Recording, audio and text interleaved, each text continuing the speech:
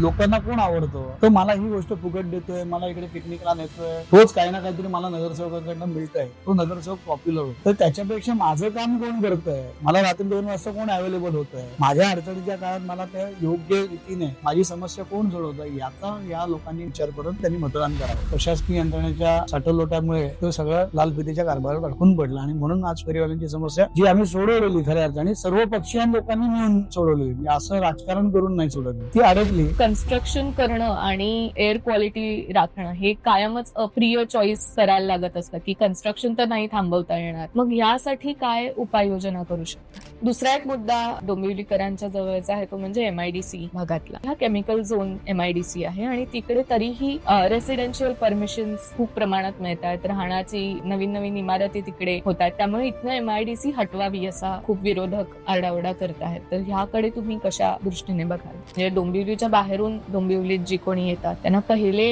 समस्या सगळ्यात भेडसावते म्हणजे शिळफाटा. शिळफाटा, आता हा विषय नाव येतं डोंबिवलीचं. शिळफाटा नक्की कोणाच्या हद्दीत आहे? शिळफाटा हद्दीत आहे ठाण्याच्या. प्रॉब्लेम असा आहे की शहराची नस म्हणजे रस्ते सुरळीत असतील तर ट्रॅफिक समस्या होणार नाही. ट्रॅफिक समस्या थांबली तर प्रदूषण होणार नाही. प्रदूषण थांबलं तर आरोग्य व्यवस्थित राहील. आरोग्य व्यवस्थित राहिलं तर शहराला सुदृढ राहील. हे चक्रव्यूह भेदण्याकरता नागरिकांना ना काम होणार की नाही होणार पेक्षा ना त्यांना कोणीतरी अटेंड केलं, त्यांचं कोणीतरी ऐकून घेतलं, याच्यामध्ये खूप समाधानाचं. कारण प्रशासकीय यंत्रणेवर ते डायरेक्ट पोहोचू शकत नाही किंवा त्यांना ती नीट उत्तरं मिळत. पण त्यांना काय अपेक्षित असतात की मी माझ्या नगरसेवकाला फोन केला तो मला वस्तुस्थिती सांगेल की काय झालं आणि कधी काम होणार.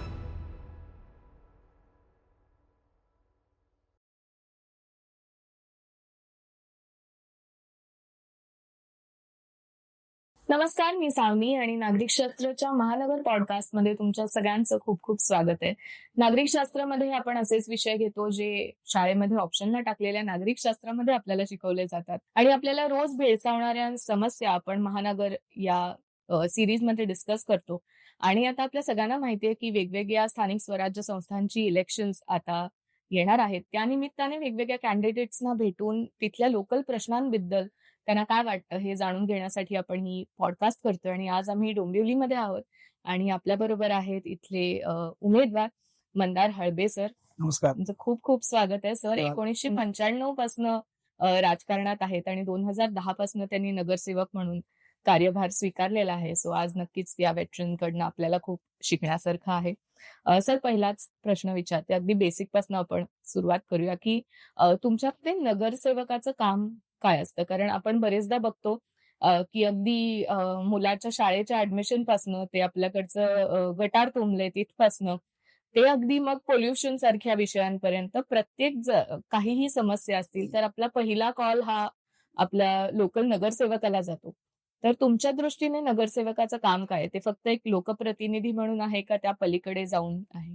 नाही, नक्कीच नगरसेवक हा ना एका स्मॉल कॉज कोड सारखा असतो की कशाला काही नाही तर नगरसेवक आहे. की कुठलीही गोष्ट, जसं तुम्ही आता तुमच्या सगळ्या ह्याच्यात नोंदली, काही छोट्यातली छोटी गरज लागली तरी लोक नगरसेवक आहे आणि मोठ्यातला मोठा विषय पण घेऊन नगरसेवकाला जो चांगला, कारण आमदार खासदार किंवा मंत्री यांच्यापर्यंत थेट नागरिकांना पोहोचतायत तसं तो एक बेसिक हा मुद्दा दुवा आहे त्यांच्याकरता की इथे गेलो तर आमचे सगळे प्रश्न सोडले. त्यामुळे नगरसेवकांना खऱ्या अर्थाने जे MNC ऍक्ट मध्ये जे कर्तव्य दिले त्याच्यापेक्षा खूप कामं करायला लागतात.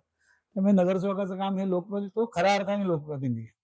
वरचे म्हणजे खासदार असतील आमदार असतील हे कायदेविषयक काम करणार आहेत आणि हा खऱ्या अर्थाने लोकांच्या घरातले तळागाळातले प्रश्न सोडवणारा लोकप्रतिनिधी. त्यामुळे तो लोकप्रतिनिधी व्यापक स्वरूपाचा. पण तुमच्याकडे नॅचरली सगळी लोक आपापल्या समस्या घेऊन नक्कीच येत असतील. तुम्ही आता करंटली जरी इथे कोणीच नगरसेवक नसतील तरी तुम्ही या आधीचे नगरसेवक इथले होतात. त्यामुळे अजूनही काहीही समस्या असतील तरी नॅचरली लोक तुमच्याकडे येत असतील. तर तुम्हाला जाणवणाऱ्या लोकांच्या आत्ताच्या समस्या काय आहेत या पातळीवरच्या? आता करंट समस्या म्हणाल तर आता विषय असा आहे की प्रशासकीय राजवट चालू आहे. त्यामुळे महानगरपालिकेतल्या ज्या नागरिकांच्या सोयीसुविधांसाठी ज्या गोष्टी असतात त्या सध्या प्रशासकीय लालफितीच्या कारभारात बऱ्यापैकी अडकलेल्या किंवा डिले झालेल्या आहेत. त्यामुळे लोक आता त्या सगळ्या समस्या, बघा नागरिकांना खऱ्या अर्थाने महानगरपालिकेमध्ये काय समस्या असते तर कुठेतरी रस्ता खराब असतो, गटाराचा विषय असतो, पाणी कुठेतरी कमी जास्त प्रमाणात कमी दाबाने आलं तर असतं. बेसिक नागरिकांच्या महानगरपालिकेच्या रिलेटेड ह्याच गोष्टी असतात. बाकीच्या गोष्टी आहेत, मृत्यू दाखला, जन्म दाखला, मॅरेज सर्टिफिकेट वगैरे, हे ऑकेजनल आहे, हे काही रोजच्या गोष्टी नाहीयेत. पण ह्या ज्या डेली समस्या आहेत ना, ह्या समस्यांपेक्षा त्याचं नियोजन जर कमी जास्त झालं तर नागरिक तुमच्याकडे येतात.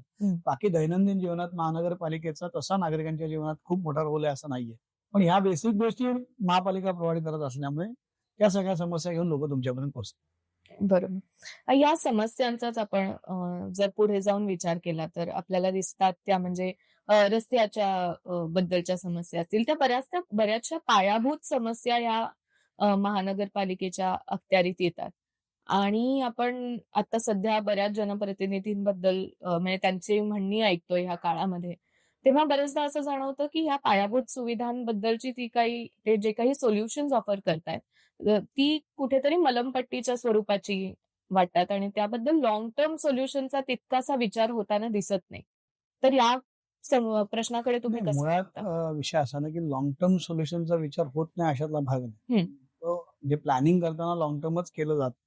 विषय काय आहे की कल्याण डोंबिवली असेल किंवा या छोट्या ज्या नगरपालिका महानगरपालिका त्यांचा प्रॉब्लेम असा आहे की इथे गावं किंवा शहरं ही आधी वसली.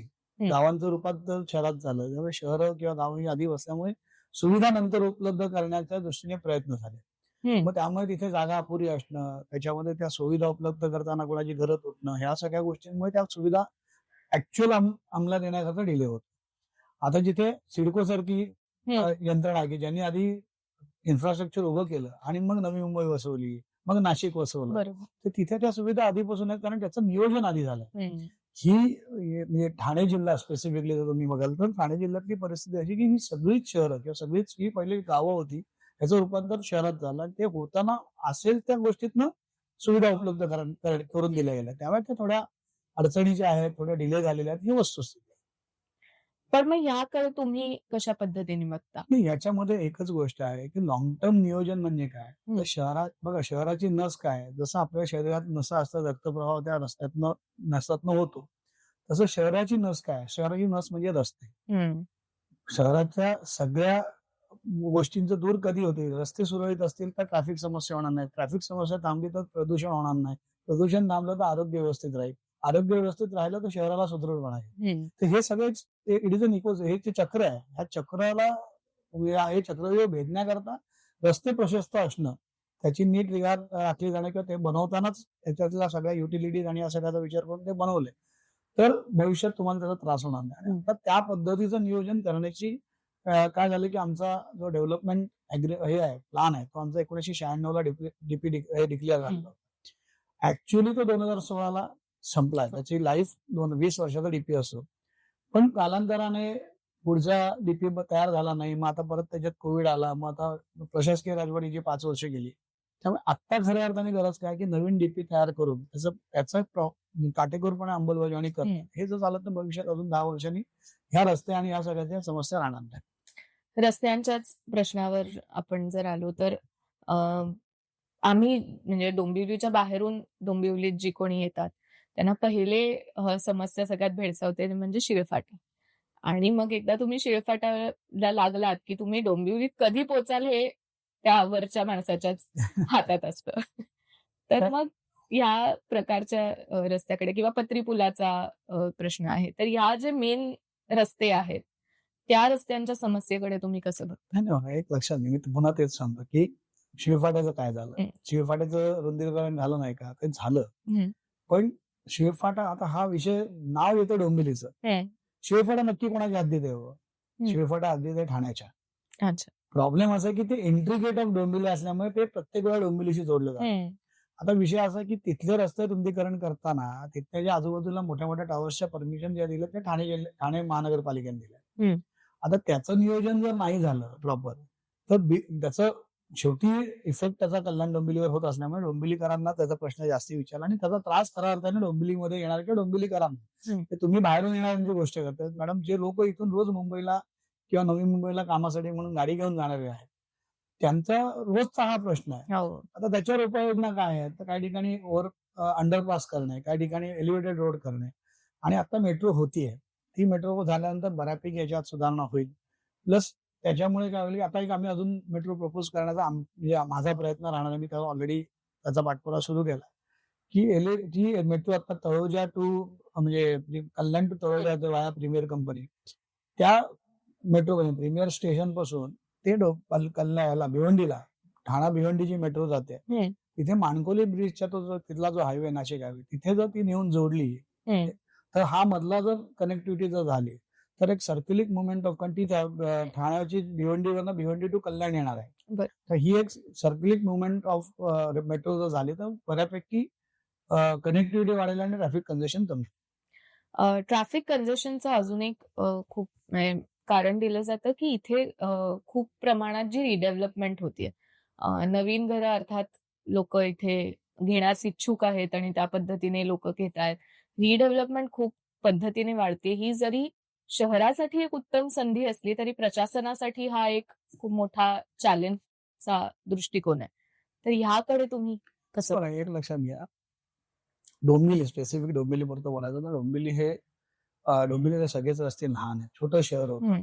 आउटस्कर्ट डोंबिवलीचा बऱ्यापैकी मोठा झाला, पण जुनं जे डोंबिवली शहर आहे ते खूप छोटं आहे आणि त्याच्यामध्ये रिडेव्हलपमेंट शिवाय पर्याय नाही. कारण आता रस्ते छोटे आहेत, ऑलरेडी सगळ्याच बिल्डिंग 40-50-60 वर्षापूर्वीच्या आहेत, लोकांकडे गाड्या आल्या आहेत, त्या ठेवायला जागा नाही, त्यामुळे लोक रस्त्यावर पार्किंग करतात, पूर्ण कंजेशनचा विषय होतो. आता रिडेव्हलपमेंट मधला बेनिफिट काय आहे, तर रिडेव्हलपमेंट मध्ये आता त्यांनी UDCPR मधल्या नियमाप्रमाणे पार्किंग कंपल्सरी केलेलं आहे. There is no relaxation in parking. त्यामुळे आता होईल काय की जेव्हा ह्या बिल्डिंग रिडेव्हलप होते ते ऑटोमॅटिकली पार्किंग बिल्डिंग मध्ये झाल्यामुळे रस्त्यावरचं पार्किंग कमी झालं तर कंजेशन कमी होईल. सो शेवटी बघा, ही ट्रान्सफॉर्मेशनची स्टेज आहे. या ट्रान्सफॉर्मेशनच्या स्टेजमध्ये थोडं फ्रिक्शन तर राहणार, त्या गोष्टी तुम्हाला थोडे दिवस सहन करायला लागणार, पण एक 2-4 वर्षामध्ये किंवा हार्डली 5 वर्षामध्ये हे सगळं चित्र बदलेल. आपण आता सध्या बरेच म्हणजे काही महिन्यांपूर्वी आपण ना दिल्लीकडे बोट दाखवायचो की एअर क्वालिटी खूप कमी झाली आहे आणि किती बघा दिल्लीमध्ये एवढे वाईट आहे. आता हळूहळू ही परिस्थिती आपल्या शहरांमध्येही आलेली आहे, एअर क्वालिटीची, पोल्युशनची. तर ह्याबद्दल जरी सगळ्याच यंत्रणांकडनं काम केलं जाणं अपेक्षित असेल तरी सगळ्यात पहिले बोट दाखवलं जातं ते म्हणजे कन्स्ट्रक्शन होत आहेत, त्यामुळे एअर क्वालिटीवर हे होतंय आणि ह्या कन्स्ट्रक्शनची सगळी परमिशन्स ह्या म्युनिसिपल कॉर्पोरेशन्स कडनं बऱ्याच अंशी दिल्या जातात. तर मग कन्स्ट्रक्शन करणं आणि एअर क्वालिटी राखणं हे कायमच अप्रिय चॉईस करायला लागत असतं की कन्स्ट्रक्शन तर नाही थांबवता येणार. मग यासाठी काय उपाययोजना करू शकता? मुळात कसं आहे की जेव्हा कुठल्याही प्रकारचं कन्स्ट्रक्शन मध्ये रोडचं असू दे, रेल्वेचं असू दे, मेट्रोचं असू दे, नाही तर एखाद्या रेसिडेन्शियल कमर्शियल बिल्डिंगचं असू दे, कन्स्ट्रक्शन चालू असताना थोडंसं पोल्युशन होणार ही वस्तुस्थिती आहे आणि ती टाळताही येणार नाहीये. कारण शेवटी काय, एक्सकेव्हेशन करताना माती धूळ उडणारच आहे. कन्स्ट्रक्शन जेव्हा तुम्ही बिल्डिंगचं कॉन्क्रिटिंग करणार तेव्हा सुद्धा थोड्या प्रमाणात धूळ उडणार. ठीक आहे, ह्या गोष्टी टाळूच्या आहेत. त्याच्यावर उपाययोजना करणं, त्याचं प्रॉपर त्याला मिस्टिंग करणं, धूळ कमी उडेल त्याच्याकरता प्रॉपर वॉटरिंग करणं, ह्या सगळ्या ज्या गोष्टी तुम्ही केल्यात तर त्याच्याने ते पोल्युशन कमी करता येऊ शकतं. आणि दुसरा विषय असा की बघा, मी तेच सांगतो की नागरिक शास्त्र जर तुम्ही विषय करतात, नागरिक शास्त्रातल्या बऱ्याच गोष्टी लोकांना माहिती आहे. सगळ्यांना असं वाटतं की या सगळ्या परमिशन महापालिका देते. आता म्हणजे MMRD जे रस्ते करते ते काय आमची परमिशन थोडी घेतात. मेट्रोचं काम आहे ते काय गव्हर्नमेंटचं, सेंट्रल गव्हर्नमेंटचं काम आहे, त्याच्या कॉर्पोरेशनची परमिशन थोडी असते. तर काही पण प्रत्येक, मी जसं म्हटलं ना की काही लागलं तर नगरसेवक, तसं काही झालं तर महापालिका जबाबदार, असं तो एक समाजामध्ये रूढ झालेला आहे. तर लोकांनी आधी ह्या गोष्टी समजून घेतल्या पाहिजे की महानगरपालिकेचा अधिकार आणि कर्तव्य काय, वरची जी शासनाची बॉडी आहे स्टेट गव्हर्नमेंट, त्यांचं अधिकार, कर्तव्य आणि जबाबदाऱ्या काय, आणि सेंट्रल गव्हर्नमेंटच्या काय, हे जर मुळात, आणि म्हणून विद्यार्थ्यांनी सिव्हिक्स मध्ये जास्त लक्ष घातलं, तर हे जर झालं तर लोकांना प्रश्न नक्की कोणाला विचारायचा हे कळेल. आता तो ज्याच्याकडे उत्तरच नाही त्याला प्रश्न विचारले जातात आणि मग असं वाटतं की अरे आम्हाला कोणी उत्तरच देत. तर प्रश्न योग्य ठिकाणी विचारण्याची गरज आहे. दुसरा एक प्रश्न सतत असतो, म्हणजे आता आपण जे म्हटलं की अप्रिय चॉईसेस खूप करायला लागतात याच्यामध्ये. दुसरी सारखी जी ओरड होते अगेन ही म्युनिसिपल कॉर्पोरेशन्सना होते की ते म्हणजे हॉकर्सचं प्रमाण. रस्त्यावर जे गोष्टी विकतात, विशेषतः डोंबिवली स्टेशन मधनं उतरल्या अनेक तिकडे रस्त्यावर भाज्या विकणारे किंवा अधिक छोट्या मोठ्या गोष्टी विकणारे आहेत. आता एकीकडे हे नागरिकांना सोयीचं आहे की स्टेशनवरून घरी जाताना योग्य दरामध्ये रिझनेबली पटकन मिळतात. विशेषतः वर्किंग क्लास जे असतात, महिला असतात ज्या ऑफिसमधनं घरी जाताना भाजी घेऊन गेल्या, अशी ही सोयीची पण बाजू नक्की आहे. पण त्यामुळे परत ट्रॅफिक कंजेशन आणि ह्यासारख्या समस्या भेडतात. सो ह्यासारखे अप्रिय चॉईसेस जेव्हा तुम्हाला करायला लागतात, तेव्हा तुम्ही काय पद्धतीने त्याच्याकडे डील बघा, आता करता? मी तेच सांगतो मला की हॉकर्स ही सुद्धा समाजातली गरज आहे. हं. जसं तुम्ही म्हणालात की सोय आहे. तर सोय आणि गैरसोय. सोयीचं म्हणजे एखाद्या गोष्टीचं प्रमाण अति झालं की ती गैरसोयीमध्ये परिवर्तित होते. मुळात हॉकर्सची गरज आहे का? तर समजा ती आहे असं आपण 2 मिनिटं जरी मान्य केलं, तर ती स्टेशनला असावी का? हं. एक मी उदाहरण देतो तुम्हाला की क्रॉफर्ड मार्केटला लोकं इथून जातात काही गोष्टी खरेदी करायला, कारण मार्केटमध्ये चांगल्या दरात आणि चांगल्या क्वालिटीच्या वस्तू मिळतात. हं. इथून उल्हासनगरला म्हणजे आता पूर्वी असं होतं की उल्हासनगरला ज्या रेटमध्ये मिळतात ते कुठेच मिळू शकत नाही. त्यामुळे डोंबिवलीचे लोक उल्हासनगरला खरेदीला जातात. हं. आता हीच आहे ना की मार्केट जर तुम्ही डेव्हलप केलं तर लोकांना मुळात असं आहे की ते आधी कोंबडी का आधी अंडा आहे. हं. फेरीवाले बसतात म्हणून तुमच्यासारख्या महिला म्हणणार की आम्ही तिथे जाऊन खरेदी करतो. दुकान म्हणजे तो फेरीवाला तो म्हणतो गिरायक आता इसलिए हम लोग बैठे. तर हे आता ह्याच्यातलं जे नियोजन आहे त्याच्यामध्ये प्रशासकीय यंत्रणेचा खूप मोठं अपयश आहे. म्हणजे माझ्याच प्रभागात फेरीवाले ते मी अगदी प्रामाणिकपणे सांगतो. हटवायचा प्रयत्न केला नाही का? प्रयत्न केला. कोर्टाच्या ऑर्डर्स प्रमाणे आम्ही नियोजन करून दिलं. आम्हाला जे अधिकार दिलेले आहेत, हं. त्या अधिकारामध्ये आम्ही फेरीवाल्यांचं कुठे बसावेत याचं जे काही ठराव आमच्याकडनं नगरसेवक म्हणून आम्ही ज्या गोष्टी करून द्यायला पाहिजे त्या आम्ही केल्या. त्याचं डिमार्केशन करून दिलं. पण प्रशासकीय अनास्था आणि प्रशासकीय अधिकाऱ्यांची त्याच्यातली असलेली सगळी हं. यंत्रणा किंवा त्यांचं जे साठवलं त्या सगळ्या विषयांमध्ये आहे. त्याच्यामुळे ते केलेलं नियोजन म्हणजे मी तुम्हाला सगळे ठराव दाखवू शकतो. एकमेव प्रभाग म्हणजे मी ज्या प्रभागात निवडून येतो तो त्याचे असे माझ्यासारखे 12 नगरसेवक त्या प्रभागात आहेत. आम्ही 12 जणांनी एकत्र बसून त्याचं पूर्ण मध्ये कोर्टाची ऑर्डर आली होती की प्रत्येक रेसिडेन्शियल म्हणजे ज्याला एक प्रभाग आहे त्याची समजा पॉप्युलेशन 15,000 आहे. तर त्याच्यात किती पर्सेंट फेरीवाले असावे याची फिगर हायकोर्टाने ठरवून दिली. हं. त्याप्रमाणे आम्ही 12 नगरसेवकांनी एकत्र बसून त्याचं इम्प्लिमेंटेशन कसं केलं गेलं पाहिजे त्याप्रमाणे त्याचा प्लॅन विथ नकाशा विथ डिमार्केशन की ह्या एरियातला हा रस्ता ह्याच्यावर एवढे फेरीवाले बसू शकतात इथे त्यांना तुम्ही बसवा असं सगळं करून आमच्या महासभेची पण मान्यता मिळवून देऊन आम्ही त्या आयुक्तांकडे सुपूर्द केलं. कालांतराने परत कोविड आला, त्यांचं सर्वेक्षण झालं फेरीवाल्यांचं. त्या सर्वेक्षणानंतर प्रशासकीय यंत्रणेच्या साठवलोटामुळे तो सगळं लालफितीच्या कारभारात अडकून पडला आणि म्हणून आज फेरीवाल्यांची समस्या जी आम्ही सोडवलेली खऱ्या अर्थाने सर्व पक्षीय लोकांनी मिळून सोडवलेली, म्हणजे असं राजकारण करून नाही सोडवली, ती अडकली. आता नव्याने बॉडी स्थापन झाल्यानंतर त्या विषयामध्ये गती येते. दुसरा एक मुद्दा अगेन डोंबिवलीकरांच्या जवळचा आहे तो म्हणजे एमआयडीसी भागातला आणि तो जसा स्थानिकांच्या जवळचा आहे तसाच बऱ्याचशा राजकारण्यांच्याही जवळचा मुद्दा आहे.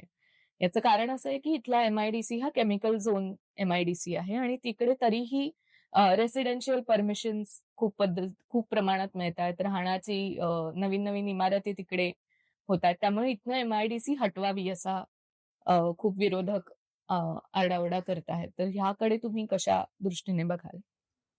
पुन्हा तोच मुद्दा आहे. एमआयडीसी 1960 ला डिक्लेअर. शहर वाढत गेलं, शहर एमआयडीसीच्या जवळ गेलं. आता एमआयडीसी हटवली ही नागरिकांची मागणी एका प्रकारे रास्त काय तर त्यांना त्रास होतो म्हणून ती रास्त. पण दुसऱ्या बाजूने हा पण विचार करायला पाहिजे की त्या ज्या काही एमआयडीसी मधल्या कंपन्या तिथे आज हजारो लाखो कामगार किंवा सगळे लोक काम करतात, त्यांची पण रोजीरोटी त्याच्यावरच आहे.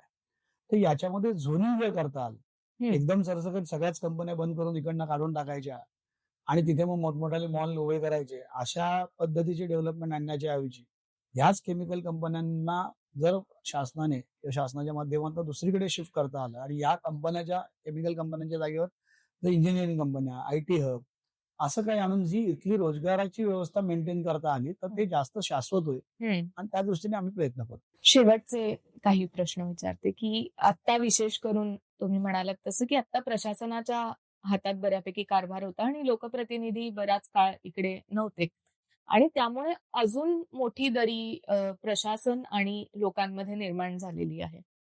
तर ही दरी मिटवण्यासाठी कशा पद्धतीने कार्य करता येईल? कारण कितीही झालं ना तरी अजूनही एक थोडीफार भीती किंवा अनास्था असते प्रशासन म्हटलं तर लोकांमध्ये. तर ही भीती किंवा अनास्था जाण्यासाठीही काय करता येऊ शकेल पुढे? नाही, मुळात तेच आहे ना की नागरिकांना त्यांच्या प्रश्नाबाबतीत जागरूक करणं की हे तुमचे प्रश्न आहेत, हे तुम्ही या पद्धतीने सोडवू शकता आणि त्याच्याकरता ती योग्य जनजागृती करणं किंवा त्यांना योग्य मार्गदर्शन करणं हे लोकप्रतिनिधीचं काम आहे. राहिला प्रश्न ही दरी कशी मिटू शकते, ही दरी मिटण्याचं साधन म्हणजे नगरसेवकांची इलेक्शन. हम्म. कारण एकदा नगरसेवक झाला, तिथे त्या त्या प्रभागात नगरसेवक अस्तित्वात आले, की त्यांचं आणि प्रशासनाचं रोजचं त्यांचं काय म्हणतात आपण कम्युनिकेशन चालू होतं. की भेटणं, महापालिकेत जाणं, पत्रव्यवहार होणं, फंड्स येणं, या सगळ्या गोष्टी चालू होत्या आणि मग त्या एकदा चालू झाल्या की ऑटोमॅटिकली नागरिकांचे प्रश्न सोडवण्याच्या दृष्टीने सुरुवात होते. त्यामुळे नगरसेवक हे जे काही पद आहे, हा जो लोकप्रतिनिधी आहे, हा नागरिक आणि प्रशासनाच्या मधला दुवा आहे. म्हणजे हा नुसता प्रशासन आहे, राजकीय क्षेत्रातला पण दुवा आहे. म्हणजे एखाद्याचं काम आमदारांकडे आहे, तो विचार डायरेक्ट तुझ्याकडे तो नगरसेवकाच्या माध्यमातून पोहोचतो. त्यामुळे नगरसेवक हे पद तसं अर्थाने खूप नागरिकांच्या जवळचं आणि महत्वाचं. बरोबर. आणि मग तुमचा ह्याबद्दलचा गेम प्लॅन काय असेल? की कारण आम्ही मध्यंतरी एका ठिकाणी बोलताना एका नेत्यांनी आम्हाला सांगितलेलं, की हा Swiggy आणि Zepto आणि Blinkitचा जमाना आहे. त्यामुळे नागरिकांच्या अपेक्षा या लोकप्रतिनिधींकडनं पण त्याच असतात, की जशी 10 मिनिटमध्ये मला इसेन्शियल गोष्टींची डिलिव्हरी मिळतेय, तशी 10 मिनिटमध्ये मला समजा एखाद्या अडचण असेल, लाईट गेलेत किंवा काही हे झालंय, तर अशा गोष्टींची पण पूर्तता माझी तेवढ्याच कमी वेळात व्हावी. तर ह्यासारख्या अपेक्षांकडे तुम्ही कशा नाही बघा, पद्धतीने बघता? नागरिकांच्या अपेक्षा खूप असतात आणि त्याच्याकरता लोकप्रतिनिधी म्हणून आम्ही रात्री 2 वाजता पण नागरिकांचे फोन अटेंड करतो. बघा, नागरिकांना ना काम होणार की नाही होणार पेक्षा ना त्यांना कोणीतरी अटेंड केलं, त्यांचं हं, कोणीतरी ऐकून घेतलं, याच्यामध्ये खूप समाधान असतं. कारण मी म्हटलं तसं की प्रशासकीय यंत्रणेपर्यंत ते डायरेक्ट पोहोचू शकत नाही किंवा त्यांना ती नीट उत्तरं मिळत नाही. हं, पण त्यांना काय अपेक्षित असतं की मी माझ्या नगरसेवकाला फोन केला तर तो मला वस्तुस्थिती सांगेल की काय झालं आणि कधी काम होणार. हं, लाईट गेली आहे. तर आम्हाला म्हणजे माझ्याकडे माझ्या वॉर्डचाच व्हॉट्सअप ग्रुप आहे. हं, दुनिया म्हणजे माझ्या वॉर्डमधले जेवढे लोक आहेत त्याचे मॅक्झिमम लोक माझ्या ग्रुपमध्ये आहेत. काही झाल्याचा मला मेसेज येतो. मी मेसेज बघितला की समोर अधिकाऱ्यांना फोन करतो आणि त्यांचं उत्तर मी ग्रुपवर टाकतो किंवा काही लोक मला थेट फोन करतात. तेव्हा त्यांना हेच अपेक्षित असतं की मला सगळ्यांना माहिती असतं की लाईट जर गेली, आवाज होऊन ट्रान्सफॉर्मरचा आवाज होऊन जर लाईट गेली असेल तर त्या 10 मिनिटात येणार नाही. हं, पण नक्की तो प्रॉब्लेम कोण अटेंड करतोय का? हं, आणि तो प्रॉब्लेम अटेंड केल्यावर किती वेळात लाईट येणार आहे? हे जर त्यांना समजलं तर लोकांमधला पण पॅनिकनेस कमी होतो. हं, त्यामुळे लोक ह्या पद्धतीने फोन करणं अपेक्षा तर बघा, आता जमानाच जर सगळा कॉम्प्युटरायझेशनचा आणि एआयचा जमाना आहे. नशीब एआयच्या माध्यमातून आता नगरसेवक पद भरले जात नाही, ते आपलं नशीब समजायचं. पण असं ही वस्तूच दे. काळ बदलतोय त्याप्रमाणे तुम्हालाही बदलायला लागणार आहे. पण शेवटी प्रशासकीय यंत्रणा जोपर्यंत लालफितीच्या कारभारातली किंवा अजूनही ती काय पूर्णतः कॉम्प्युटराइज झालेली नाही. त्यामुळे त्याच्यामध्ये थोडा दिरंगाई होणार. लोकांच्या अपेक्षा पूर्ण करून आम्ही पण आमचे प्रयत्न पूर्ण असतात. आणि आता अगदी खरंच शेवटचा मी शेवटचं म्हणून बरेच प्रश्न विचारले. पण अगदी शेवटचा प्रश्न, की मतदारांमध्ये आपण अजूनही बरेचदा म्हणतो, की एक प्रकारची ज्याला अर्बन अॅपथी असा शब्द वापरला जातो, की मी मतदान करून किंवा मी ह्या सगळ्या घटनेकडे किंवा या सगळ्या अ, व्यवस्थेकडे बघून किंवा या सगळ्या व्यवस्थेकडनं माझं काहीच होणार नाहीये. त्यामुळे मी मतदान करून काय फरक पडतो? ह्या प्रकारची भूमिका खूप जास्त विशेषतः तरुण वर्गाकडनं तर अजूनच जास्त घेतली जाते. तर तुम्ही मतदारांना काय आवाहन कराल? विशेषतः तरुण मतदारांना काय? बघा, मुळात मी सगळ्या तरुण जे कोण आहेत, म्हणजे मी साधारणतः तरुणांना माझी अपेक्षा 18 ते साधारणतः 30-35 मधली जी सगळी मुलं आहेत, त्यांना माझं अपील एकच राहील. काही केल्याने काहीच होत नाही असं जे काही त्यांचं म्हणणं आहे, तर केल्याने होत आहे रे, आधी केल्याची पाहिजे. हे त्यांनी लक्षात ठेवलं पाहिजे आणि करताना एक लक्षात घ्या, छोट्या-छोट्या गोष्टींनीच बदल घडतात. हं, आपल्याला एखादा बदल घडवायचा आहे, तो एका रात्रीत नाही होऊ शकत. त्याच्याकरता आपण सातत्याने प्रयत्न करणं आणि सातत्याने प्रयत्न करणं म्हणजे काय? या सगळ्या तरुण मंडळीने सातत्याने मतदान योग्य व्यक्तींना करण्यासाठी त्यांचे सतत विभूती वापरणं. आपल्या आता साधारण म्हणजे हे दुर्दैव राजकारणातलं आहे, की असं दिसतं, की लोकांना कोण आवडतं? तो मला ही गोष्ट फुकट देतोय, मला इकडे पिकनिकला नेतोय, मला काय म्हणतात ते रोज काही ना काहीतरी मला नगरसेवकाकडनं मिळतंय. तो नगरसेवक पॉप्युलर होतो. हं, तर त्याच्यापेक्षा माझं काम कोण करतंय? मला रात्री 2 वाजता कोण अवेलेबल होतंय? माझ्या अडचणीच्या काळात मला त्या योग्य रीतीने माझी समस्या कोण सोडवतंय? याचा या लोकांनी, नव्या लोकांनी विचार करून त्यांना वापरून त्यांनी मतदान करावं. आणि मतदान केल्याशिवाय तुम्ही म्हणजे if you are not in the system, you cannot change the system. हं. हे या सगळ्या तरुणांनी लक्षात घेतलं पाहिजे आणि तरच बदल घडणार. आणि चांगले जे सगळे तरुण आहेत, हे सुशिक्षित आहे. आज काही तरुण अनपढ राहिलेलं नाही कोणी. या सुशिक्षित लोकांनी राजकारणात बाय चॉईस यायला पाहिजे. चांगली लोक बघा, शेवटी कुठलंही क्षेत्र चांगलं कधी होतं, जेव्हा चांगली लोक त्याच्यात राहतात आणि चांगलं काम करण्याचा प्रयत्न करतात, तेव्हाच ती सिस्टीम सुधारते आणि तेव्हाच या गोष्टी चांगल्या होतात. तेव्हा चांगल्या लोकांनी बाय चॉईस राजकारणात यायला पाहिजे. नक्कीच. Thank so much. तुम्ही आम्हाला इतका मोलाचा वेळ दिलात आणि आमच्या प्रश्नांची उत्तरं दिलीत याबद्दल. तुम्हाला समजा असं वाटत असेल, की तुमच्या प्रभागातल्या नेत्यांशी आम्ही संवाद साधावा, तर आम्हाला कमेंट सेक्शनमध्ये नक्कीच कळवा. आणि नागरिक शास्त्राच्या महानगर सीरीजला तुम्ही जे काही प्रेम देताय त्याबद्दल तुमचे खूप खूप धन्यवाद. बोलत राहूया.